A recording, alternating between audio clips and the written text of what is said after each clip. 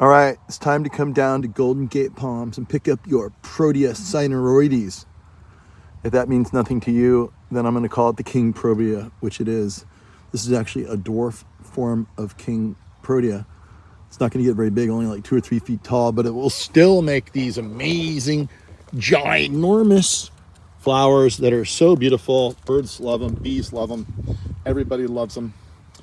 And yeah, you can come on down and get this plant. I'm going to get a whole bunch of these. Look, they're so pretty.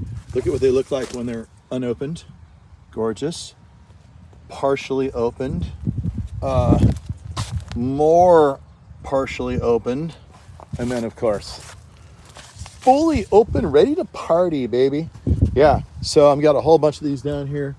And I'm going to start carrying these in the nursery. I think you're going to love it.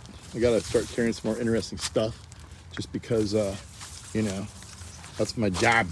It's my job. But look at these things. Isn't this, these make incredible dried flowers or even cut flowers, have a really long base life. And like I said, this one's a dwarf, so it doesn't get too big. So these smaller gardens, it'll be perfect. Here's one that's just finishing up, you can see. The Protea is the national flower of South Africa because that's where it's native to and because it's just so darn cool. There's actually a cricket team named, I believe, the Proteas, and you know, it might be the only team that has the flower of on its, you know, jerseys. How many professional men's sports teams have a flower on their jersey? Well, if I had a flower so cool as this in my hometown, I would name my team after it too, and I would proudly wear that flower on my uniform.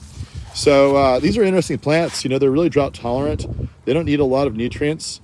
They can go in fairly poor soils. And the other cool thing about them is the fact that you can just, you know, you don't have to worry about, you know, California's burning up, right?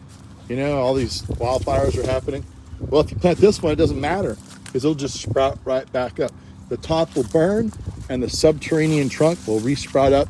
It's fire adapted. So you might not be, your house might not be, but this plant is. So when your house burns down, everything burns down, at least you'll have some pretty flowers to look at, right? So keep that in mind. And it's a very, very beautiful plant, the King Protea. And what else can I say about it? It has a really sort of leathery leaf, really tough leaf. You can see that's where it gets its drought tolerance, or one of the tricks that it has to get it. And this is the largest Protea. There's like 1,600 different kind of plants in the Protea genus. They're Proteaceae. This is the largest flower of them all, and why it's called the King. Wouldn't you want the King in your garden? I would want the King in my garden.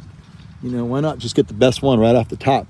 So come on down to Golden Gate Palms, get yourself a King Protea. I highly recommend it, and I hope to see you there. See ya.